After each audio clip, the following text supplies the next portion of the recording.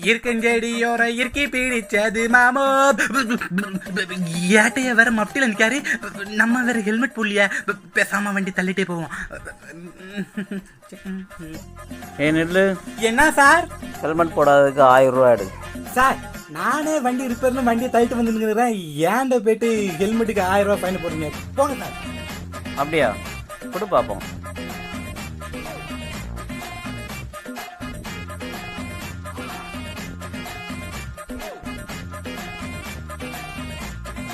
இந்தா இப்போ ஸ்டார்ட் பண்ணு.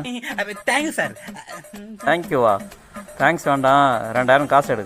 2000-ஆ? ஆமாண்டா, ஹெல்மெட் போடாததுக்கு 1000, சர்வீஸ் பண்ணதுக்கு 1000, மொத்தம் 2000 எடு. 2 மனம் வேண்டும், இறைவனிடம் கேட்பேன், நினைத்து வா.